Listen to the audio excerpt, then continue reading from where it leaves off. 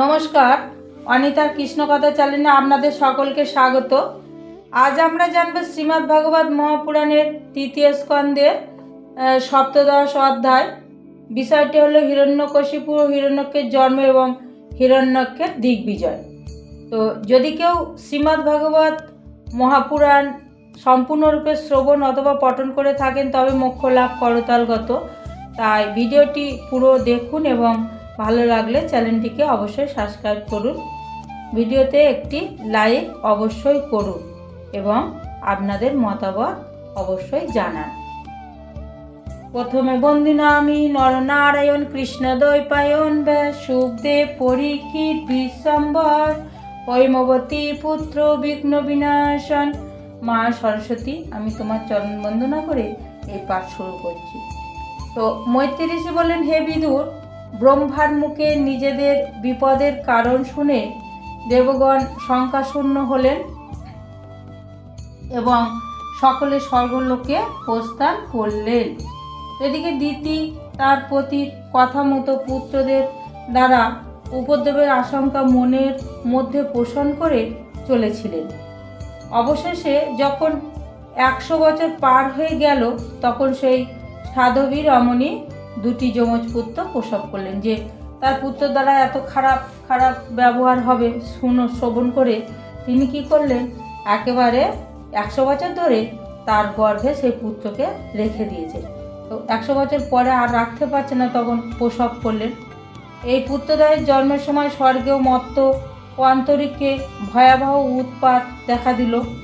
লোকেরা ভীত হয়ে পড়ল আর বিভিন্ন স্থানে পর্বত সমূহের সঙ্গে পৃথিবীও কম্পিত হতে লাগলো। যখনই জন্ম হলো তখন চারিদিকে এইসব অশান্তি দেখা দিচ্ছে। দিক সমূহ প্রজ্বলিত হয়ে উঠল, চারিদিক জ্বলছে, উল্কাপাত বজ্রপাত হতে থাকলো। আকাশে অমঙ্গল সূচক ধূমকেতুর আবির্ভাব হলো। তো আরও কি হচ্ছে, তীব্র শব্দ করতে করতে বায়ু ঝড়ঝড় করছে, বৃক্ষ সকল সব ঝটপট করে পড়ে যাচ্ছে। আশি বলছে ধ্বজা স্বরূপ মনে হচ্ছিল। বলছে আর কি বলছে, নিবিড়তর ঘন ঘটায় চারিদিক আচ্ছন্ন হয়ে এমন অবস্থা সৃষ্টি হলো যেন চন্দ্র সূর্যাদির প্রকাশ রুদ্ধ হয়ে গাঢ় অন্ধকারে 10 দিক ব্যপ্ত হয়ে গেল। এমন অন্ধকার হলো, চন্দ্র সূর্য সব একেবারে রুদ্ধ হয়ে গেল, গাঢ় অন্ধকার 10 দিক একেবারে ছেয়ে গেল। তার মধ্যে অট্টহাসির মতো ক্ষণে ক্ষণে বিদ্যুৎ চমকাতে লাগলো। চতুর্দিকে কিছুই দেখা যাচ্ছিল না। সমুদ্র দুঃখী মানুষের মতো কোলাহল করতে লাগলো। উত্তাল তরঙ্গ রাশি উত্থিত হচ্ছিল আর সমুদ্রের মধ্যে অবস্থিত প্রাণী সকল সতস্ত্র হয়ে উঠল ভয়ে ভয়ে। নদী এবং অন্যান্য জলাশয় ভীষণ ক্রুদ্ধ হয়ে উঠল এবং সেগুলির সমস্ত পদ্মফুল শুকিয়ে গেল। নদীতে যেসব পদ্মফুল ছিল সেগুলো সব শুকিয়ে গেল। আর কি বলছে, যে গ্রামের মধ্যে শৃগালীগণ মুখ থেকে ভয়ঙ্কর অগ্নি উদ্গীরণ করতে করতে শৃগাল ও পেচকদের সঙ্গে অমঙ্গল সূচক শব্দ করতে লাগলো। যখন অমঙ্গল হয় তখন শিয়ালের মুখ থেকে আগুন বেরোয়। তোই বলছে যে শিয়াল ও পেচকের সঙ্গে অমঙ্গল সূচক শব্দ করতে লাগলো মুখ থেকে আগুন বের করতে করতে। আর কি বলছে, যেখানে সেখানে কুকুরেরা গলা উঁচু করে কখনো বা গানের মতো কখনো বা কান্নার মতো নানা রকম শব্দ করতে লাগলো। তো বলছে, হে বিদুর, গর্দভ সকল দলবদ্ধ হয়ে তীক্ষ্ণ খুঁড়ের দ্বারা মাটি খুঁড়তে খুঁড়তে চতুর্দিকে ধাবমান হলো। গর্দভ মানে গা ধারা, মাটি খুঁড়ছে, চারিদিকে ধাবমান হচ্ছে। তারা মত্ত ও ব্যস্ত সমস্ত হয়ে কেবল স্বজাতীয় খড়খড় রবই করছিল, মানে নিজেদের যে আওয়াজ সেইটা আওয়াজটা করছিল। গাভীগণ এমন ভীত হলো যে দহন করলে তাদের স্তন থেকে দুধের বদলে রক্ত বেরোতে লাগলো। মেঘ জলের বদলে পুঁজ বৃষ্টি করতে লাগলো। দেব প্রতিমার চোখ থেকে অশ্রু বর্ষণ হতে লাগলো এবং ঝড় ব্যতীতই বৃক্ষ সকল উৎপাটিত হতে লাগলো। ঝড় নেই, কিচ্ছু নেই, বৃক্ষ সকল উৎপাট হচ্ছে। এইরকম আরও অনেক ভয়ঙ্কর উৎপাত দেখে সনকাদি মুনিগণ ছাড়া আর সকলেই উদ্বিগ্ন ভীত হয়ে ওই সব উপদ্রবের কারণ বুঝতে না পেরে ভাবলো বিশ্বের প্রলয়কাল বুঝি বা উপস্থিত। এত খারাপ অবস্থা হয়েছে, বলছে এবার মনে হয় প্রলয় হয়ে যাবে। সেই দুই আদি দৈত্য জন্মগ্রহণ করা মাত্রই সহসা দুটি পাষাণতুল্য কঠোর দেহ বিশিষ্ট হয়ে পর্বতের মতো বিশাল শরীর হয়ে উঠল এবং তাদের পূর্বসিদ্ধ বলবীর্য সকল তাদের মধ্যে প্রকাশ পেতে লাগলো। আগের যে পূর্বসিদ্ধ সেই সব বলবীর্য শক্তি আছে তাদের মধ্যে প্রকাশ পেতে লাগলো এবং হওয়া মাত্রই বড় হয়ে গেল। তাদের উচ্চতা এমন বিশাল হলো যে তাদের সুবর্ণময় কিরীটের অগ্রভাগ গগন স্পর্শ করলো, মাথার মুকুট একেবারে আকাশকে ছুঁয়ে ফেলল এবং তাদের বিশাল শরীর তারা সমস্ত দিগমণ্ডল আচ্ছাদিত হয়ে গেল।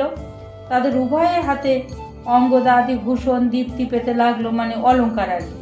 তাদের প্রতি পদক্ষেপে ভূকম্পন সৃষ্টি করতে লাগলো এবং তারা যখন উঠে দাঁড়াতো তখন তাদের অতিশয় উজ্জ্বল কাঞ্চি সমন্বিত সুশোভিত কোটিদেশের তেজ দিবাকরকেও পরাভূত করত। মানে তাদের শরীরের এত তেজ ছিল আর কি, সূর্যের চেয়েও আলো বেশি ছিল। তারা দুজনে যমজ ছিল। প্রজাপতি কশ্যপ তাদের নামকরণ করলেন। দুজনের মধ্যে যে পুত্রটি গর্ভধারণের সময় কশ্যপ মুনির বীর্য থেকে প্রথমে উৎপন্ন হয়েছিল তাকে লোকে হিরণ্যকশিপু বলে জানত, আর দ্বিতীয় যাকে প্রথমে প্রসব করেছিল সে হিরণ্যক্ষ নামে খ্যাত হলো।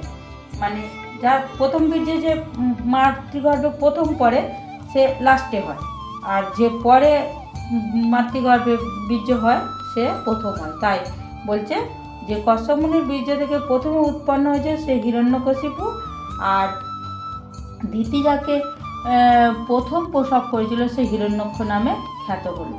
তো ব্রহ্মার বরে মৃত্যু ভয় মুক্ত হওয়াতে হিরণ্যকশিপু বড়ই উদ্ধত হয়ে উঠেছিল।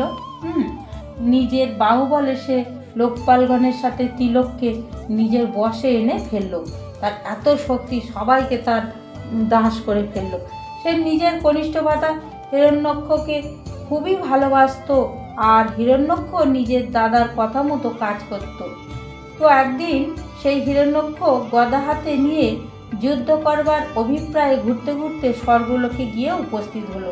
গায়ে শক্তি প্রচুর, তো যুদ্ধ করবে, উপস্থিত হলো স্বর্গে। সেই হিরণ্যক্ষ দৈত্য দুঃসহ বেগশালী ছিল। তার পায়ে সোনার নূপুর বাজছিল, গলায় বৈজয়ন্তী মালা দুলছিল, আর কাঁধে ছিল বিশাল গদা। তো মানসিক দৈহিক ও ব্রহ্মার বরে দৈব শক্তিতে সে অত্যন্ত গর্বিত। মনের দিক দিয়ে, দেহের দিক দিয়ে, সব দিক দিয়ে শক্তি ব্রহ্মা বর দিয়েছে, সে একেবারে গর্বে টকবক করছে। ফলে সে সর্বদা অপ্রতিহত গতি ও সম্পূর্ণ নির্ভয় হয়ে থাকত। সব জায়গায় যেত, কোনো জায়গা বাঁধা ছিল না, আর তার কোনো ভয়ও ছিল না। তো গরুরকে দেখলে সাপেরা যেমন ভয়ে এদিক সেদিক পালায়, হিরণ্যক্ষকে দেখে দেবতারাও তেমনি ভয়ে এদিক ওদিক লুকোতে লাগলো। তো দৈত্যরাজ হিরণ্যক্ষ যখন দেখলো যে তার তেজের প্রতাপে উদ্ভ্রান্ত হয়ে বড় বড় দেবতা এমনকি ইন্দ্রাদি পর্যন্ত পালিয়ে গেছে, তখন তাদের সামনে দেখতে না পেয়ে সে অত্যন্ত গর্জন করতে লাগলো। তারপর সেই মহাবলশালী দৈত্য হিরণ্যক্ষ জল ক্রীড়া করার উদ্দেশ্যে স্বর্গ থেকে নেমে মত্ত হাতির মতো গভীর সমুদ্রে প্রবেশ করলো। প্রথমে স্বর্গে এলো, কাউকে পেল না, এবার মত্ত হাতির মতো গভীর সমুদ্রে গেল। ফলে সমুদ্রে প্রবল আলোড়ন হয়ে তরঙ্গ গর্জন হতে লাগলো। জলে, সমুদ্রের জলে গেছে, সমুদ্রের ঢেউ উপরের দিকে উঠে যাচ্ছে। তো যেই মাত্র সে সমুদ্রে পদার্পণ করলো, সমুদ্রাধিপতি বরুণদেবের সৈন্য, জলচর জীব জন্তুগণ ভয়ে অবসন্ন হয়ে পড়লো এবং সেই দৈত্য তাদের কোনো অনিষ্ট না করার সত্ত্বেও তার তেজে অভিভূত ও হতবুদ্ধি হয়ে সভয়ে দূরে পালিয়ে গেল, তার এত তেজ। তো মহাবলী হিরণ্যক্ষ বহুকাল সমুদ্রে বিচরণ করেও সামনে কোনো প্রতিপক্ষ না পাওয়াতে তার নিঃশ্বাস চালিত বায়ুবেগে উত্থিত তরঙ্গ রাশিকেই নিজের লৌহময়ী গদা দ্বারা বারংবার আঘাত করতে লাগলো। নিঃশ্বাসের দ্বারা সমুদ্রের তরঙ্গ আরো বেশি বেশি করে উঠছে না, তার ফলে কি হচ্ছে, তাতেই লোহার গদা দ্বারা আঘাত করছে, কাউকে পাচ্ছে না। তো এইভাবে বিচারণ করতে করতে সে বরুণদেবের রাজধানী বিভাপুরীতে গিয়ে উপস্থিত হলো। তো সেখানে পাতালাধিপতি জলজন্তুদের প্রভু বরুণদেবকে দেখে তাকে উপহাসের ফলে যেন সে মর্যাদায় তার তুলনায় অনেক হীন এমন ভাব দেখিয়ে তাকে প্রণাম করে গর্বিতভাবে ব্যঙ্গ করে বলল, হে মহারাজ, আমাকে যুদ্ধ ভিক্ষা দান করুন। মানে আমি সবচেয়ে শক্তিশালী, আর তো কোনো শক্তি নেই। সে এইরকম ভাব দেখিয়ে কী করছে যে আমাকে যুদ্ধ ভিক্ষা দিন। তো বলছে, গর্বিতভাবে বললেন, হে মহারাজ, আমাকে যুদ্ধ ভিক্ষা দিন। তো আমাকে যুদ্ধ ভিক্ষা দিন এই বলে যখন মদমত্ত হলেন, তখন তিনি বলছে, হে প্রভু, আপনি তো লোকপাবন রাজা এবং প্রভু তো কীর্তিশালী, শৌর্য বীর্য মদমত্ত বীরদের আপনি গর্ভ অপহারী এবং আগে একবার সমস্ত দৈত্য দানবদের পরাজিত করে রাজস্বীয় যজ্ঞ করেছেন। বরুণদেবকে বলছে। তো মদমত্ত শত্রু কর্তৃপক্ষ এইভাবে উপহাসিত হয়ে ভগবান বরুণদেব যদিও অতিশয় ক্রুদ্ধ হয়েছিলেন, কিন্তু নিজ বুদ্ধি বলে তিনি সেই ক্রোধ সংবরণ করে বলতে লাগলেন, হে অসুররাজ, সম্প্রতি আমরা যুদ্ধাদি কৌতুক থেকে বিরত হয়েছি। যখন বরুণদেবের এত অপমান করলো তিনি রাগ করেছেন, কিন্তু সেই রাগটা সংবরণ করে বলছে, আমরা এখন আর যুদ্ধ করছি না। তো সনাতন পুরুষ ভগবান ছাড়া আমি তো এমন আর কাউকেই দেখি না যে তোমার মতো সুনিপুণকে যুদ্ধে সন্তুষ্ট করতে পারে। তো ভগবানই পারবে, তুমি এত যুদ্ধ কৌশল জানো। তো হে অসুররাজ, তুমি তার কাছে যাও, তিনিই তোমার কামনা পূরণ করবে। তোমার মতো বীরেরা তার গুণগান করে থাকে। তো ভগবান অতি বড় বীর পুরুষ, তার কাছে পৌঁছানো মাত্রই তোমার দর্প চূর্ণ হবে এবং তুমি কুকুর পরিবেষ্টিত হয়ে রণসজ্জায় শয়ন করবে। ভগবানের কাছে যাও, যুদ্ধ করবে তো শোবে, ভগবানের কাছে তো আর কেউ পারে না, তাই বলছে কুকুর পরিবেষ্টিত, কুকুর তোমার খেয়ে নেবে আর কি, চারিদিকে ছেড়ে তুমি শুয়ে মৃত্যু হয়ে যাবে। তো তোমার মতো দুষ্টগণের দমন এবং সাধুজনের কৃপা বর্ষণের জন্য তিনি নানা প্রকার অবতার দেহ ধারণ করে থাকে। তো আজ আমি এখানে আমার পাঠ রাখলাম। ওম নমো ভগবতে বাসুদেবায়। ওম নমো ভগবতে বাসুদেবায়। ওম নমো ভগবতে বাসুদেবায়।